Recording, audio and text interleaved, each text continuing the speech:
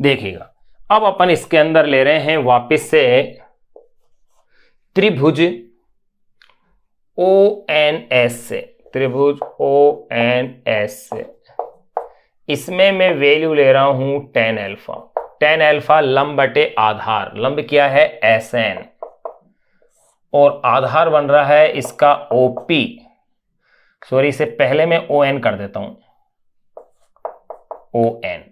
अब आप फिर देखें SN, ON किसके इक्वल है, OP प्लस PN। ये लो, अब इनकी आप वैल्यूज पुट कर दीजिए।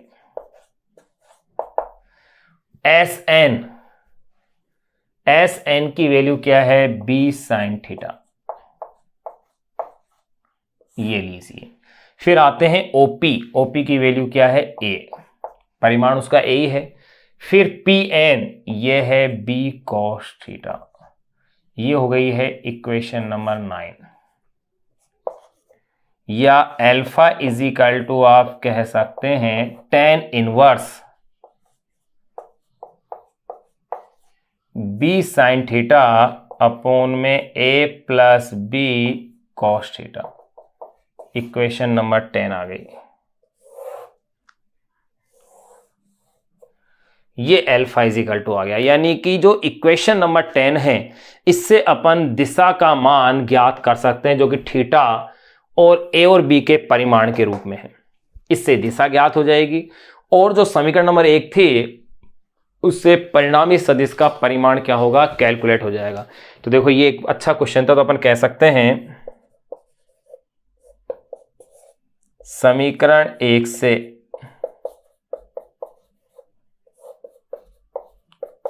परिणामी सदिश का परिमाण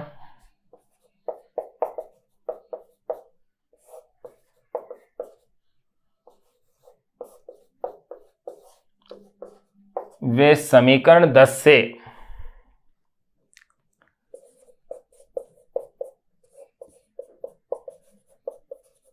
दिशा का मान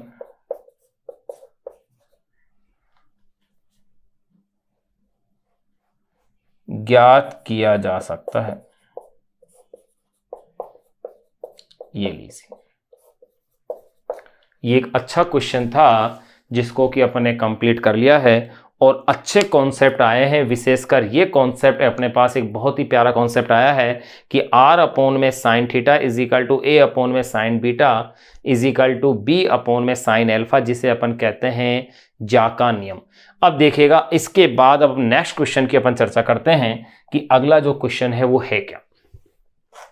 ये तो अपन ने जो बुक का एग्जाम्पल नंबर 4.2 था उसे अपन ने सोल्व किया है। अब एक अनसोल्ड क्वेश्चन जो अपनी बुक का है, देखो अपने पास सदिश के जो अनसोल्ड क्वेश्चन थे उसमें पहला, दूसरा और तीसरा अपन सोल्व कर चुके थे, जो कि थ्योरेटिकल क्वेश्चन थे। उनमें यह था कि निम्न में से अदिश को छाटिए, निम्न में से सदिश को छाटिए, इस टाइप से क्वेश्चन था। अब जो क्वेश्चन अपन अनसोल्व कर रहे हैं, अपनी बुक का अनसोल्ड क्वेश्चन नंबर 4 है एक्सरसाइज का। वो जो क्वेश्चन नंबर 4 है वो एक कॉन्सेप्ट बेस्ड क्वेश्चन है, थ्योरेटिकल। क्या क्वेश्चन है, कॉन्सेप्ट है, उसके अंदर किस तरह का, कैसा है, वो अपन अब जानते हैं। इसके बाद उस एक क्वेश्चन के अंदर 5 या 6 क्वेश्चनों का समावेश किया हुआ है, यानी कि कई क्वेश्चनों का वो मिश्रण है, और अपन उसके हर एक पार्ट का साथ ही साथ ही अपन उसका आंसर नोट करेंगे।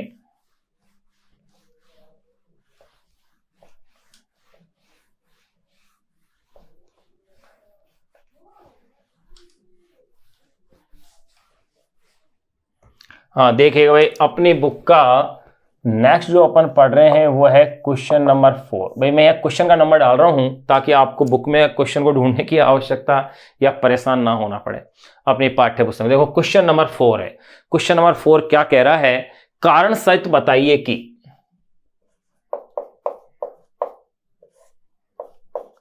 कारण सहित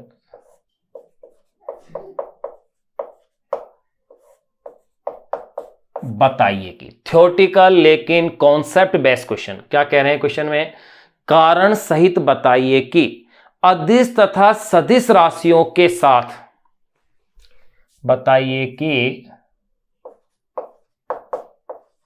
अदिश तथा सदिश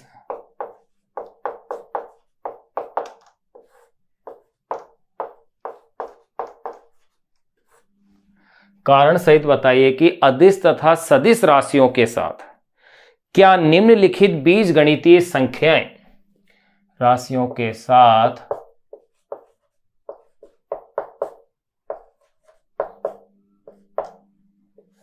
निम्नलिखित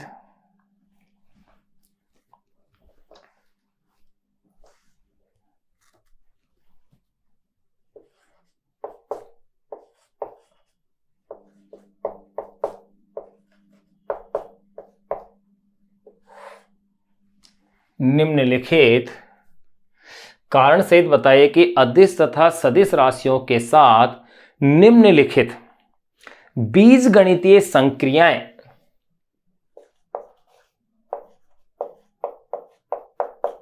बीजगणित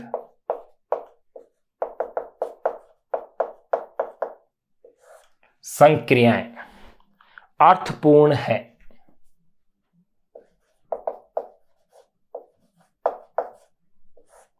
कारण से बताइए कि अदिश तथा सदिश राशियों के साथ निम्नलिखित बीजगणित संक्रियाएं अर्थपूर्ण है। प्रश्नवाचक चिन्ह है, यानी कि ये अर्थपूर्ण है अथवा नहीं है। अगर है तो क्यों है और नहीं है तो क्यों है, यानी आपको उसका कारण क्या करना है, स्पष्ट करना है। कौन कौन से हैं अब देखो, इस एक के अंदर ही क्वेश्चनों की संख्या कितनी है, A B C D E F, यानी कि करीब ई एफ, यानी कि 6 क्वेश्चन है। आंसर साथ साथ ही लिखेंगे। नंबर पहला क्वेश्चन क्या कह रहे हैं, दो अदिशों को जोड़ना।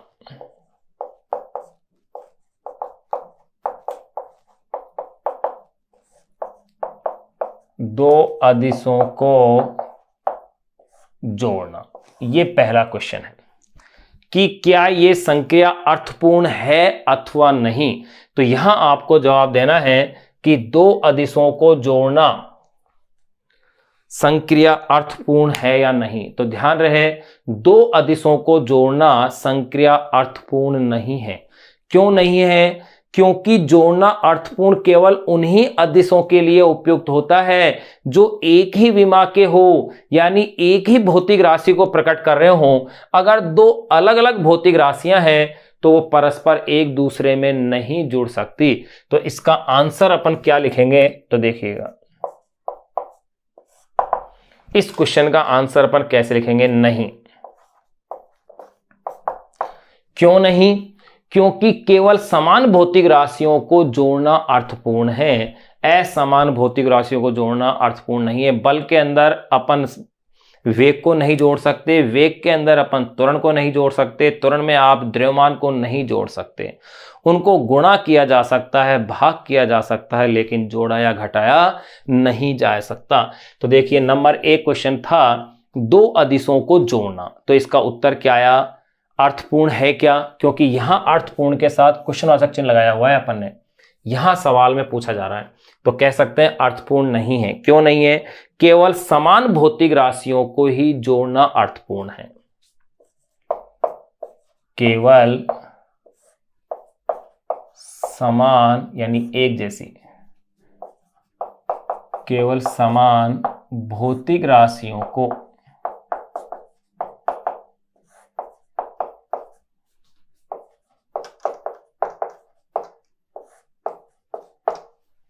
केवल समान भौतिक राशियों को जोड़ना ही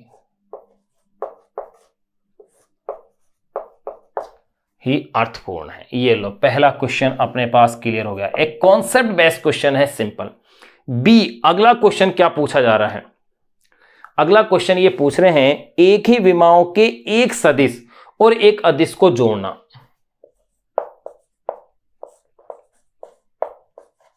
एक ही विमाओं के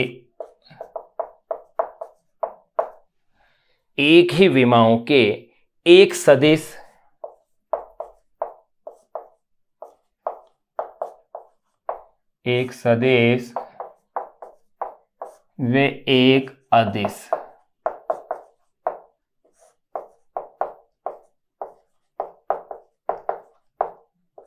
को जोड़ना, क्या ये अर्थपूर्ण है या नहीं, ये अपन को इसके अंदर क्या करना है, क्लियर करना है कि एक ही विमाओं के एक सदिश व एक अदिश को जोड़ना।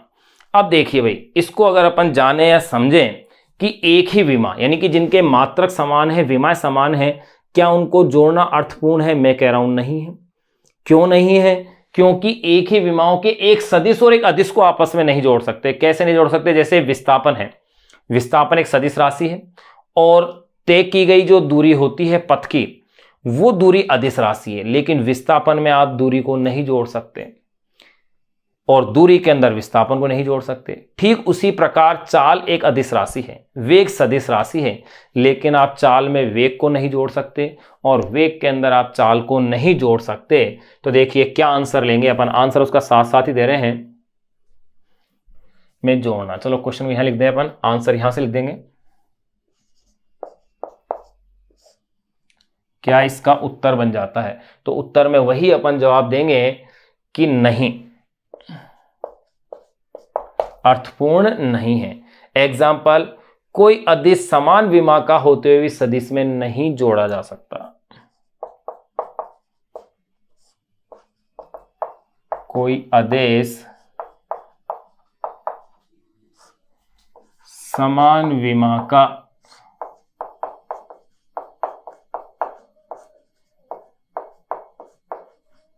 होते हुए भी सदिश में नहीं जोड़ा जा सकता।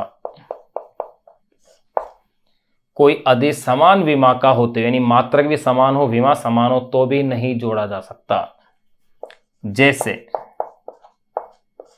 जैसे अगर अपन इसका एग्जाम्पल देखें, जैसे पथ की दूरी और विस्थापन,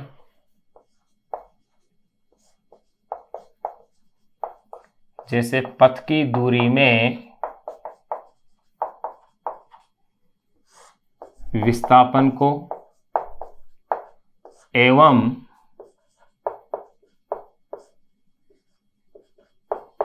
चाल को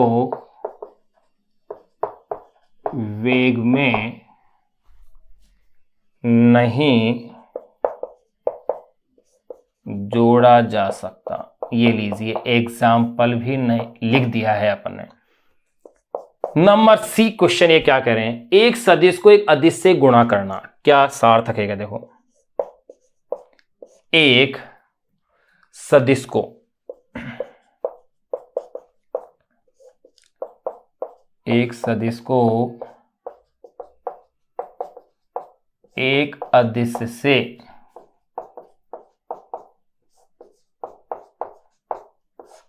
गुणा करना, ये क्वेश्चन है। तो देखिए भाई, पहला क्वेश्चन अपने देख लिया, दो अदिशों को जोड़ना अर्थपूर्ण है क्या? नहीं था। एक ही विमाओं के एक सदिश और एक अदिश को जोड़ना अर्थपूर्ण था? नहीं था, कारण जान लिया। अब है एक सदिश को एक अदिश से गुणा करना, क्या यह अर्थपूर्ण है? बिल्कुल अर्थपूर्ण है। कैसे? सिंपल सा एग्जांपल, जैसे बल का सूत्र क्या होता है? द्रव्यमान इंटू त्वरण। बल एक सदिश राशि है, उसमें द्रव्यमान अदिश राशि है और त्वरण सदिश राशि, यानी कि अदिश को सदिश से गुणा किया तो भी सदिश राशि आ रही है। संवेग क्या है? द्रव्यमान और वेग का गुणनफल। द्रव्यमान अदिश राशि और वेग क्या है? सदिश राशि। कोई सा भी क्वेश्चन, कोई सा भी एग्जांपल आप ले सकते हैं, एक सदिश को एक अदिश से गुणा करना। तो अपन इसमें क्या आंसर लिखेंगे? देखिए उत्तर देखें आप इसका उत्तर, क्या ये अर्थपूर्ण है? तो अपन सीधा सा पहले तो आंसर कहेंगे हाँ, ये अर्थपूर्ण है। कैसे है अर्थपूर्ण? देखो, सदिश को अदिश से गुणा किया जा सकता है, क्योंकि सदिश को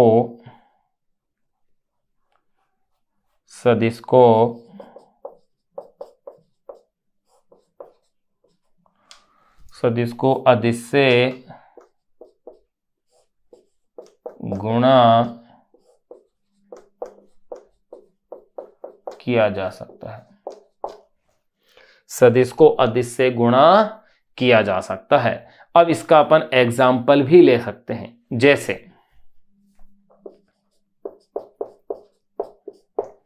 जैसे द्रव्यमान। जैसे द्रव्यमान जो कि अदिश राशि है को वेग जो कि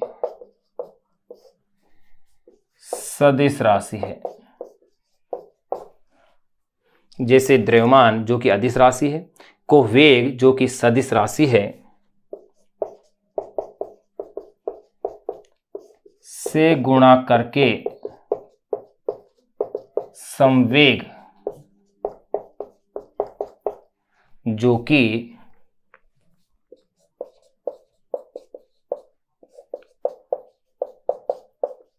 सदिश राशि है को प्राप्त किया जा सकता है। इसी प्रकार एक एग्जाम्पल और ले लें अपन। इसी प्रकार F vector is equal to m a vector, यानी F वेक्टर क्या है? बल, m है द्रव्यमान और a क्या है? त्वरण। जहां F वेक्टर बल, स्मॉल m क्या है यहां पर? द्रव्यमान, वे small a vector is equal to क्या है? त्वरण। जिसमें इस तो अपन क्या देख रहे हैं कि अदिश राशि द्रव्यमान को सदिश राशि त्वरण से गुणा कर करके एक राशि बल को भी अपन प्राप्त कर सकते हैं। तो यहां अपन ने 3 क्वेश्चन तो ये सोल्व कर लिए। देखो क्वेश्चन तो एक ही है लेकिन उस एक क्वेश्चन के 3 पार्ट हैं, तो उसके अंदर से अपन ने 3 पार्ट ए, बी और सी अपन ने सोल्व कर लिया है। अब अपन डी, ई और एफ 3 पार्ट और इसके अपन सोल्व करेंगे, यानी एक तरह से अपन 6 क्वेश्चन इसके सोल्व कर रहे हैं। और एनसीईआरटी बुक में यही इसकी विशेषता है कि एक ही क्वेश्चन में कई क्वेश्चनों का क्या होता है? समावेश होता है। और यहां पर भी अपन ये देखने को मिल रहा है। तो देखो भाई, ए, बी और सी अपन ने कर लिया है। अब अपन डी से इसको फिर शुरू करते हैं। कॉन्सेप्चुअल क्वेश्चन है, उसका कारण अपन को समझना है और उसको जानना है और फिर उसका क्या देना है? अपन को जवाब देना है।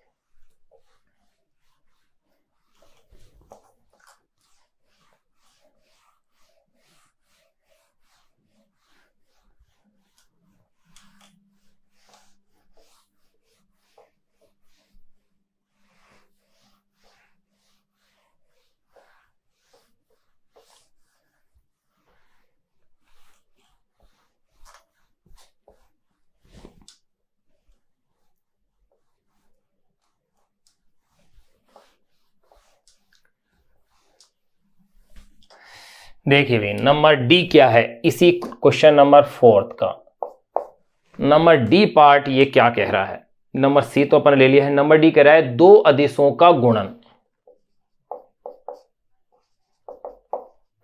2 अदिशों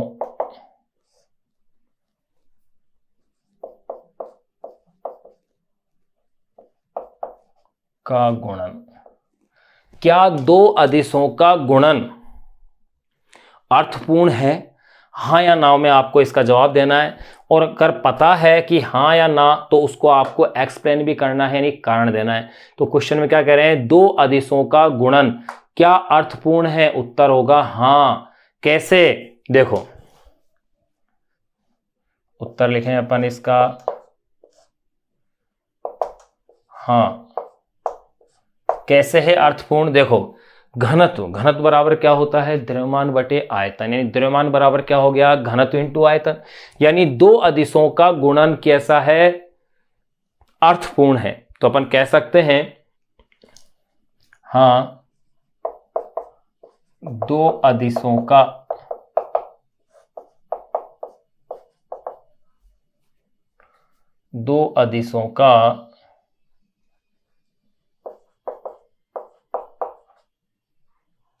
का गुणन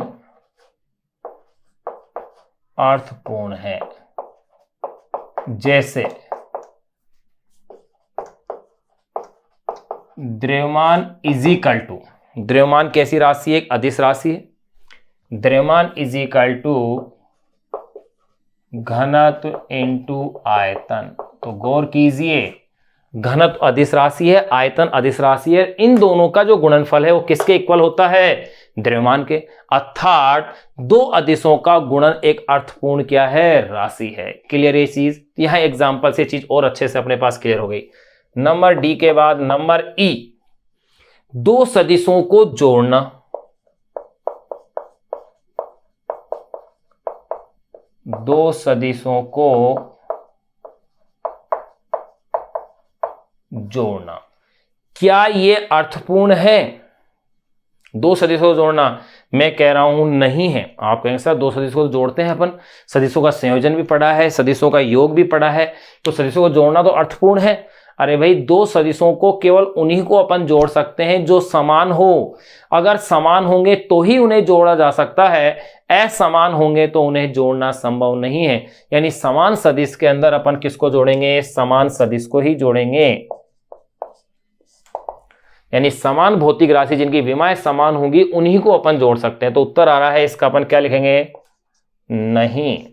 ये लो, दो सदिशों को जोड़ना, उत्तर क्या होगा? अर्थपूर्ण है। यही लाइन आपको ध्यान रखनी है, अर्थपूर्ण का ही हाँ या ना में जवाब देना है। अर्थपूर्ण है, उत्तर क्या आ रहा है इसका? नहीं है। क्यों नहीं है इसका भी अपन आंसर जान ले। केवल समान सदिशों का संयोजन संभव है, क्योंकि केवल समान सदिशों का, केवल समान सदिशों का योग संभव है। नंबर सी, डी, ई और नंबर एफ, यानी कि लास्ट पार्ट इस क्वेश्चन का, एक सदिश के घटक को उसी सदिश से जोड़ना, क्या अर्थपूर्ण है? देखो, एक सदिश के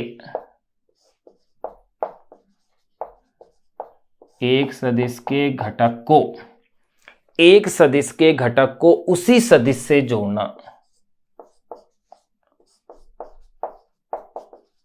को उसी सदिश से जोड़ना। ये लो, क्या सदिश का जो घटक है, भाई किसी सदिश का घटक है तो वो उस सदिश का ही तो हिस्सा है, उसके समान है। तो बिल्कुल एक सदिश के घटक को उस सदिश में ही जोड़ना क्या है? अर्थपूर्ण होगा। तो यहां अपन उत्तर इसका लिखेंगे हाँ। जोड़ना कैसा होगा? अर्थपूर्ण। यानी सदिश की भांति सदिश से जोड़ा जा सकता है। तो अपन कह सकते हैं सदिश के घटक को, अर्थपूर्ण क्यों है? देखो, सदिश के घटक को सदिश की भांति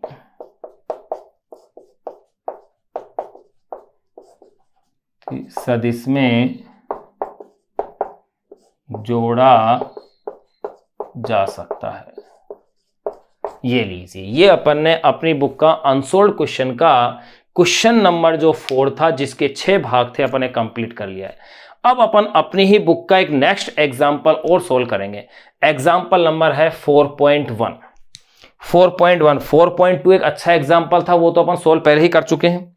अब अपन सोल्व करेंगे 4.1 को। किस तरह का क्वेश्चन है वो देखिएगा। बुक के ही सदिश और अदिश पर, सदिश पर आधारित जो क्वेश्चन अपनी बुक में दिए हुए हैं, अपन उन्हीं क्वेश्चनों को सोल्व कर रहे हैं। गौर कीजिएगा।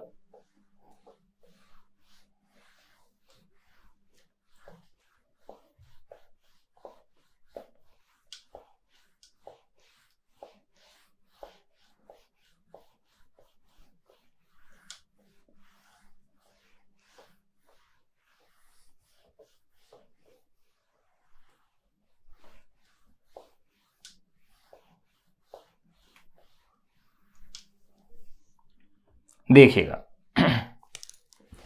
एग्जाम्पल नंबर मैं ले रहा हूं 4.1, अपनी ही बुक का एग्जाम्पल, यानी कि चौथे चैप्टर का फर्स्ट एग्जाम्पल। नहीं, फर्स्ट एग्जांपल जो अपनी बुक में दिया हुआ है उसे अपन सोल्व कर रहे हैं। एग्जांपल नंबर 4.2 अपन इस क्वेश्चन से पहले सोल्व कर चुके हैं, जो कि बहुत ही अच्छा क्वेश्चन था, अच्छा एग्जांपल था, जिसमें कि एक डेरिवेशन थी, कॉन्सेप्ट बना था, वो आपको याद रखना है। उसके जो रिजल्ट आ रहे हैं वो आपको याद रखने हैं। कोज्जा का नियम याद रखना है, उसमें जा का नियम याद रखना है आपको। जो tan अल्फा यानी alpha is equal to tan inverse करके जो फॉर्मूला आ रहा था, ये फॉर्मूला आपको याद रखना है। अब अपन इस क्वेश्चन को सोल्व करते हैं जो अपनी बुक का एग्जाम्पल दिया हुआ है। क्वेश्चन में क्या कह रहे हैं, किसी दिन वर्षा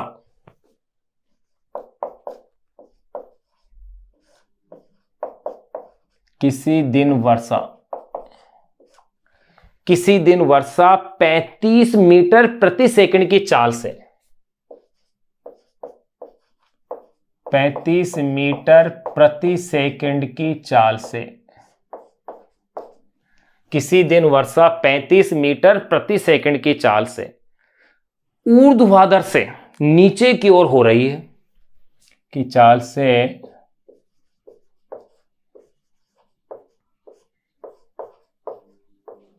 ऊर्ध्वाधर से नीचे की ओर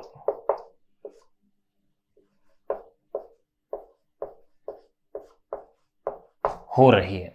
किसी दिन वर्षा 35 मीटर प्रति सेकंड की चाल से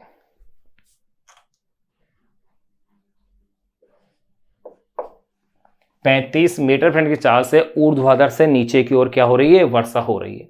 कुछ समय पश्चात या कुछ देर बाद कह सकते हैं अपन, कुछ देर बाद हवा 12 मीटर प्रति सेकंड की चाल से, कुछ देर बाद हवा 12 मीटर प्रति सेकंड की चाल से, कुछ देर बाद हवा 12 मीटर प्रति सेकंड की चाल से पूर्व से पश्चिम की ओर चलने लगती है, की चाल से पूर्व से पश्चिम की ओर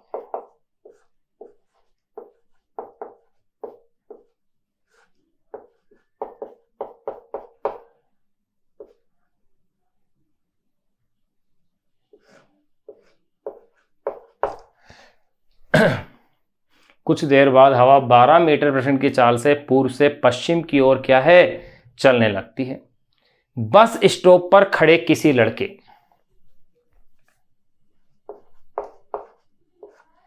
बस स्टॉप पर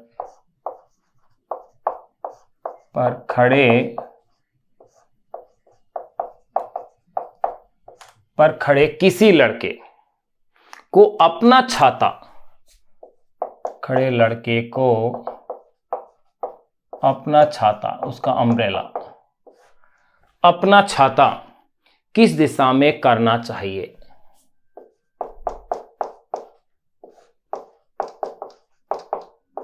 किस दिशा में करना चाहिए। ये क्वेश्चंस आपको ये दिया हुआ है। अब देखिएगा, आपको ये क्वेश्चन अब अपन को क्या करना है भाई, सोल्व करना है। क्या ये कह रहे हैं, क्वेश्चन में गौर कीजिए। इस तरह के क्वेश्चन को हल करते समय पहले आप नॉर्थ साउथ डायरेक्शन बना लें। देखो ये नॉर्थ और साउथ, ईस्ट और ये ली जाती है वेस्ट।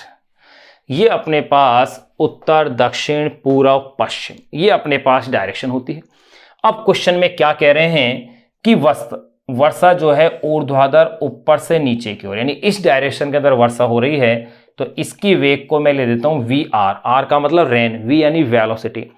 हवा जो बह रही है ये तो है भाई 35 मीटर प्रति सेकंड की चाल से, तो v r is equal to दिया हुआ है 35 मीटर पर सेकेंड, जो कि इस डायरेक्शन में आ रही है, ऊर्ध्वाधर से नीचे की ओर है। 12 मीटर प्रति सेकंड की चाल से पूर्व से पश्चिम की ओर, यानी कि ईस्ट टू वेस्ट, यानी इस डायरेक्शन के अंदर हवा बहने लग जाती है, ये है।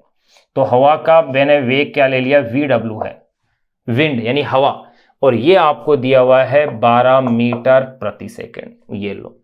ये आपको दिया हुआ है। अब यह है कि उस व्यक्ति को या उस लड़के को जो कि बस स्टॉप पर खड़ा है अपना छाता कैसे रखे ताकि उस बारिश से वो बच सके। तो देखिए, इसके लिए उसे मान लिया कि यहां से ये इस तरह से ये डायरेक्शन में अपन ले ले वो, तो यहां कितने कोण पर ले वो, थीटा कोण पर, ऊर्ध्वाधर से थीटा कोण पर। यानी कि मुझे यहां पर ये थीटा का मान क्या करना है, ज्ञात करना है। अब मुझे ये ज्ञात करना है परिणामी वेग। मैंने मान लिया कि रिजल्टेंट वेग VR कह देता हूं मैं इसे। देखो भाई ध्यान रहे, ये तो वेग कैसा है, वेलोसिटी ऑफ रेन, वर्षा का वेग है, ये हवा का वेग है, और ये दोनों परस्पर एक दूसरे के कैसे हैं, लंबवत है। ध्यान दें, दोनों एक दूसरे के परस्पर कैसे हैं, लंबवत हैं। तो इनका परिणामी ये होगा, ये परिणामी बन रहा है, और इस परिणामी को मैं लिख दिया है VR, जो कि मुझे क्या करना है, ज्ञात करना है। अब जब दो सदिश परस्पर लंबवत होते हैं तो उनके परिणामी सदिश का परिमाण ज्ञात करने का फॉर्मूला अपन पढ़ चुके हैं, याद कीजिए। अपन ने एक डेरिवेशन की थी गणितीय विधि से, परिणामी सदिश का परिमाण ज्ञात करना। मैंने कहा था ये अपने आंकिक प्रश्न हल करने में बहुत काम आएगा।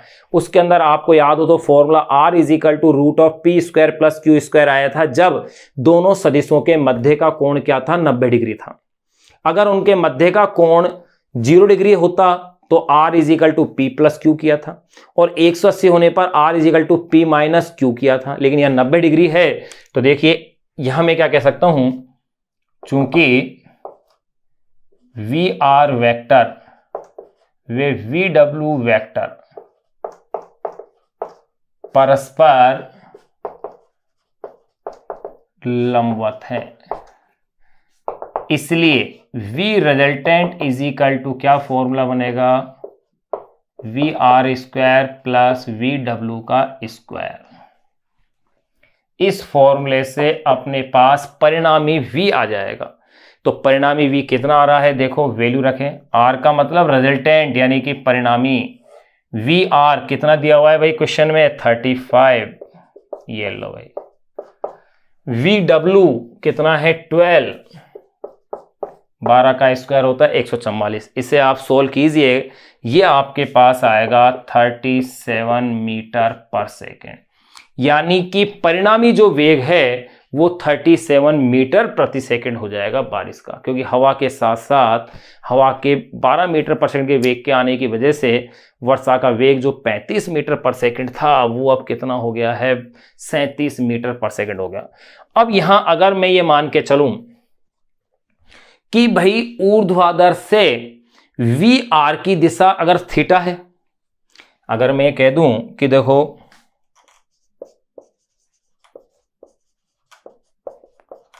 ऊर्ध्वाधर से VR की दिशा, थीटा की जगह मैं इसे ले लेता हूं भाई, रिजल्टेंट अपन ले चल थीटा ले लेते हैं, कि दिशा थीटा है, तो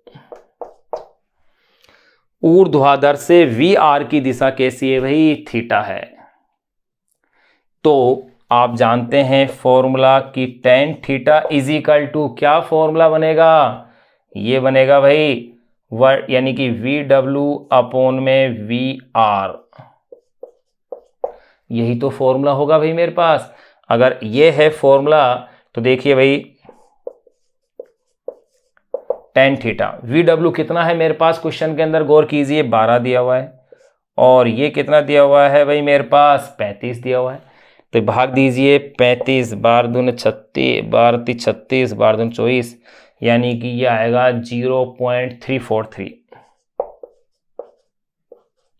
0.343 सॉरी 0.343, ये मेरे पास वैल्यू आ रही है tan θ की। देखो इससे आगे का स्टेप्स मैं यहाँ ले रहा हूँ। इसका मतलब θ मैं लिखूंगा इसे tan 1 0.343।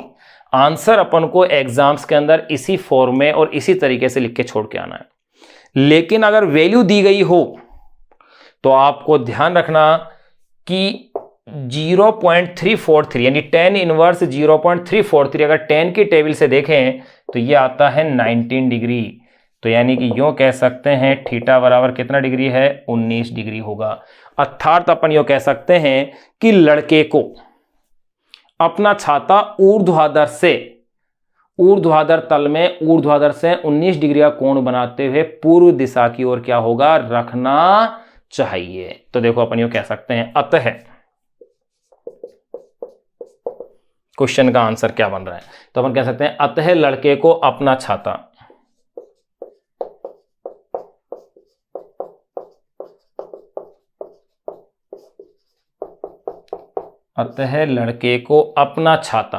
ऊर्ध्वाधर तल में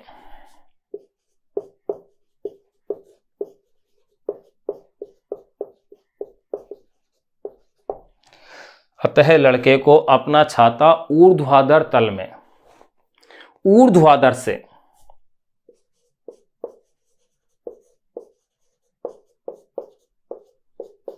ऊर्ध्वाधर से 19 डिग्री का कोण बनाते हुए 19 डिग्री का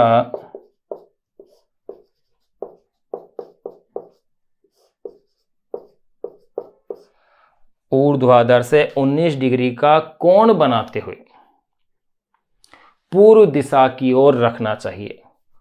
कोण बनाते हुए पूर्व दिशा की ओर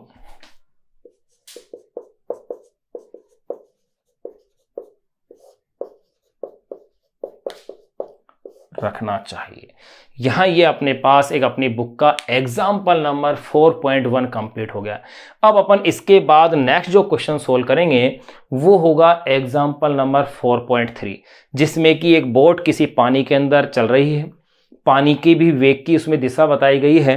क्वेश्चन में क्या और कैसे है उस क्वेश्चन को अपन सोल्व करेंगे, वो भी एक अच्छा क्वेश्चन है। उस क्वेश्चन के बाद जो अनसोल्व जो बचे हुए क्वेश्चन है 5वां 6वां 7वां, उन क्वेश्चनों को अपन सोल्व करेंगे। देखिए ये एक अच्छा क्वेश्चन था सरल सा टाइप्स का, जो कि एग्जाम्पल नंबर अपनी बुक का 4.1 था, जिसको कि अपन ने सोल्व कर लिया है।